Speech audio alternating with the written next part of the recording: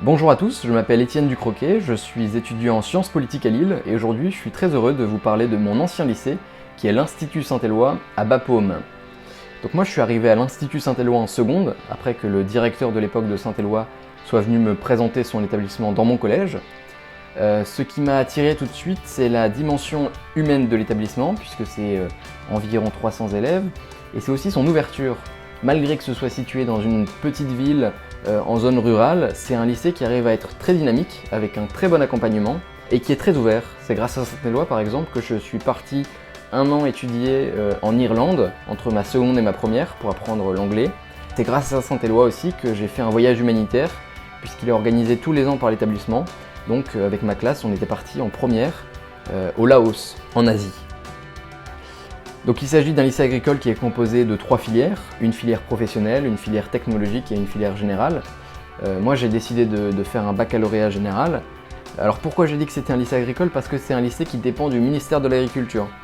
Ce qui veut dire que les filières professionnelles et technologiques sont des filières agricoles. En revanche, la filière générale, c'est la même que dans les établissements d'éducation nationale. La seule petite chose qui change, c'est le cours de biologie qui est remplacé par un cours de biologie-écologie. Alors qu'est-ce que ça veut dire? C'est davantage axé sur la biologie humaine, animale et végétale, et c'est aussi la géologie qui est remplacée par de l'écologie. Moi je trouve ça plutôt intéressant parce que l'écologie c'est un enjeu qui est de plus en plus important aujourd'hui, donc je pense que c'est une bonne chose de l'étudier dès le lycée.